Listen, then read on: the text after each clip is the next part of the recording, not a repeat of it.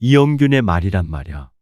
어떻게 감사해야 진심이 느껴질 수 있을까?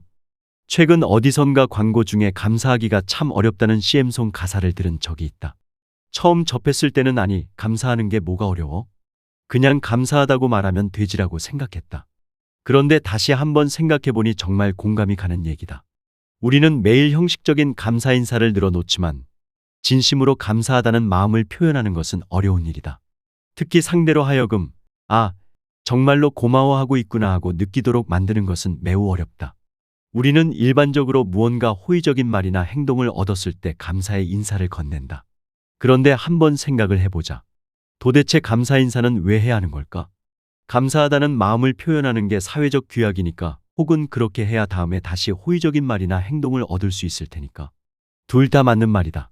그러나 조금 더 나아가서 감사의 인사가 공감의 표현이자 관계를 확인하는 말이기 때문이라고 나는 생각한다. 감사의 인사를 건넴으로써 우리는 상대의 호의에 공감한다는 표현을 하는 것이고, 또한 우리가 같은 사회에서 서로 상호호혜의 관계에 있다는 것을 확인하는 것이다.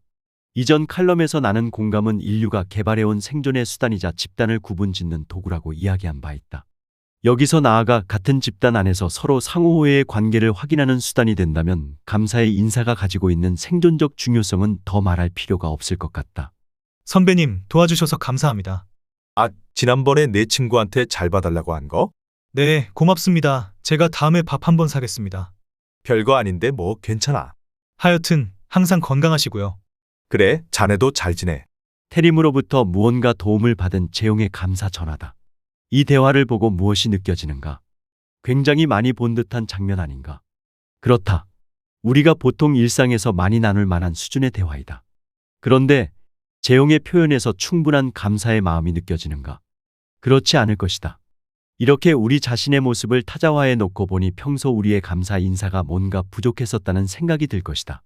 선배님, 도와주신 덕분에 이번 거래가 잘 성사된 것 같습니다. 어려운 일도 아니었는데 뭐 마침 친한 친구라 그냥 잘 봐달라고 한마디 한 것뿐인데. 아닙니다. 말씀해 주시지 않았으면 저희 제안을 그냥 지나쳤을 겁니다. 그래, 도움이 된 건가? 그렇다면 나도 보람이 있네. 곶감 좋아하시죠? 카톡으로 곶감 선물 보내드리려 합니다. 오, 내가 곶감 좋아하는 거 어떻게 알았어? 그 정도 조사는 해야죠. 이렇게 도와주셨는데. 그 성의에 내가 오히려 고마워지네. 다음에도 필요하면 또 얘기하라고. 말씀만으로도 벌써 감사해집니다. 잘 지내고 또 통화하자고.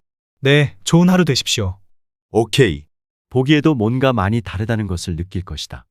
자, 이 대화를 가지고 제대로 감사 인사를 건네는 방법에 대해서 한번 살펴보자. 첫째, 감사를 할 때 가장 기본적인 것은 무엇에 감사하는 것인지 감사의 대상을 언급해야 한다는 것이다. 여기서는 태림의 전화 한 통이 그것이다. 앞의 대화에서는 그 부분이 빠져 있다. 그래서 오히려 태림이 그 대상을 지적하며 반대로 되묻는 상황이 연출됐다. 이래서야 감사의 마음이 제대로 느껴질 리가 없다. 감사하는 사람이 언급해야 할 내용을 감사받는 사람이 얘기하고 있으니 그야말로 엎드려 절받는 상황이 아닌가. 둘째, 감사 인사를 할 때 종종 선물을 하곤 한다. 그런데 그 선물은 당연한 얘기지만 상대가 좋아하는 것이어야 한다. 오래전 얘기인데 후배들 여러 명이 돈을 모아서 나에게 집들이 선물을 한 적이 있다. 그런데 그 선물이 고가 브랜드의 팬티 한 장이었다. 그걸 받는 순간 나는 그들이 장난을 치는 줄 알았다. 내가 평상시 팬티 브랜드를 중요시하는 사람도 아니었고 당연히 그 비슷한 얘기도 꺼낸 적이 없었다. 그런데 집들이 선물이 팬티 한 장이라니. 황당하기 이를 데가 없었다. 아마도 그 선물을 산 후배가 평소 이른바 명품 빤스를 좋아했던 모양이다. 그러나 선물은 그것을 받을 사람의 취향에 맞춰야 하는 것이지 자기가 좋아하는 것을 해서는 안 된다. 내가 좋아한다고 상대도 좋아할 것이라고 생각하는 것은 오만이고 어리석은 생각이다. 아무리 멋진 선물이라도 상대가 싫어할 수 있다는 생각을 잊어서는 안 된다. 하여튼 두 번째 대화에서 재용은 태림이 무엇을 좋아하는지 알아보는 수고를 마다하지 않았고 그 마음은 태림에게 온전히 전해졌다. 그 수고의 태도야말로 감사의 인사를 의미 있게 만드는 포인트인 것이다. 셋째, 상대가 좋아하는 선물을 고르는 것 못지않게 중요한 부분이 있다. 바로 선물의 가치이다. 조금은 어려운 부분인데 선물과 감사의 표현은 고마운 행위 내지 표현과 등가여야 한다는 것이다. 고마움을 느끼는 행위에 비해 너무 초라한 선물은 당연한 얘기지만 마음을 표현하기에 부족하다. 반면 너무 과한 선물을 하게 되면 다음 행위를 바라고 강요하는 뇌물, 내지 압으로 느껴질 수 있고 때로는 고마운 행위를 부끄럽게 만들 수도 있다. 즉, 무언가 호의를 베푼 사람이 자신의 호의를 보잘것없다고 느끼게 되거나 심지어 부끄럽다 느끼게 만들 수도 있다. 어떤 사람은 무시당했다고 생각할 것이다. 하여간 고마움을 표현하는 선물, 인사는 고마운 호의와 등가여야 한다는 점 꼭 기억하면 좋을 듯하다. 마지막으로 가장 중요한 항목이다. 고마움의 인사는 마음에서 우러나와야 하는 것이다. 인간은 비언어적 커뮤니케이션이 매우 발달되어 있는 동물이기 때문에 마음에서 우러나오지 않은 감사의 인사는 상대가 반드시 그렇게 느끼게 되어 있다. 서로 의례적으로 형식적으로 주고받고 그것을 상대가 알아도 상관없는 상황이 아니라면 진심에서 우러나오는 감사를 건네야 한다. 그런데 감사의 마음이 우러나오지 않는다면? 사실 사람이 감사의 인사를 해야 하는 상황은 너무도 여러 가지여서 모든 상황에 진심으로 감사를 느끼기는 쉽지 않다. 그러므로 진심이 우러나는 감사 인사를 하는 법을 설명하기 위해 우리가 감사를 느끼게 되는 조건에 대해서 언급할 필요가 있겠다. 우리가 진심으로 감사를 느끼게 되는 필요 조건이 무엇일까? 그 필수적이고 가장 핵심적인 요건은 바로 만족이다. 사람은 무언가 남의 호의가 있다고 해서 진심으로 감사를 느끼지는 않는다.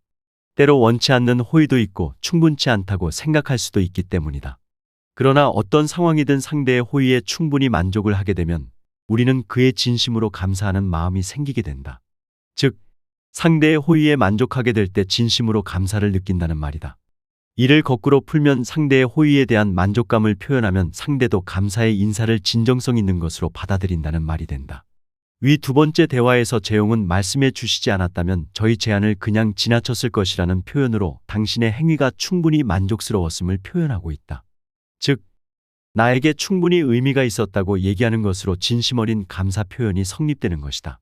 물론 진심으로 감사를 느끼고 그 마음을 자연스럽게 표현한다면 더없이 좋겠지만 모든 상황이 그렇지는 못할 테니 최소한 진정성 어린 감사를 표현하는 방법이라도 알고 있다면 도움이 되지 않을까? 우리가 살아가다 보면 감사를 표현할 일이 얼마나 많은가. 하다못해 식당에서 반찬 리필을 받는 것만 해도 감사한 일이다. 추가된 음식의 가치는 말할 것도 없고 리필을 하느라 수고해준 행위, 또 그 마음 등.